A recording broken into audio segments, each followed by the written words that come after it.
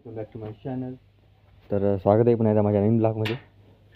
दरवाजा उघडल्या बघा आपली छोटीशी राधू कशी बघत आहे माझ्याकडे.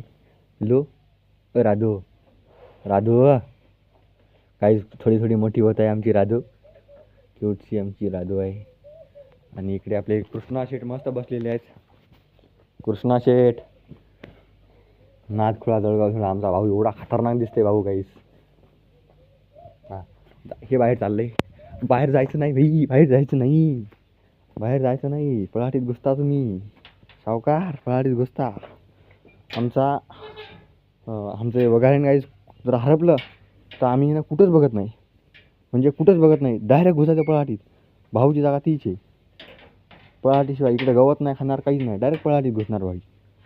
त्यामुळं कसं दरवाजा वगैरे लावून घ्यायला लागते. बाहेर जाऊ द्या जमत नाही. हे पहा, तुला जायचं बाहेर, तुला काय जायचं बाहेर काय ग? ए चिंटी जाऊ द्या म्हणते. हे पहा नाही जाऊ देत, नाही जाऊ देत. पळाटीत घुसा तुम्ही. चला कुठं टाकतो चला तुम्हाला. गाईज हा जो बैल आहे ना, पहा किती खतरनाक आहे आमचा. लोकाचे दोन असतील, आपला एकच आहे.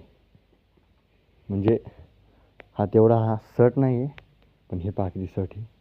भाऊच्या अंगी एवढं लागतंय. लोकाचा दोन बैल एवढा तर आमचा एकच बैल.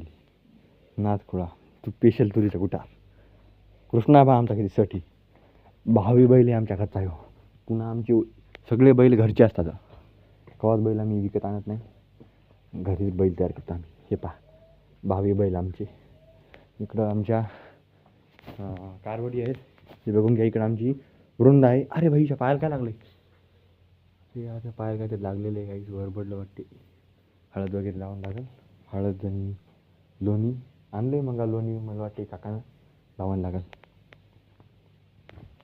आणि हे एक आमचे भावी बैल.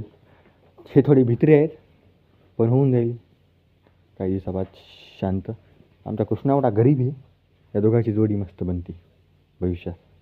हो ही राधूची माय, आपली राधू आहे ती, तिची माय.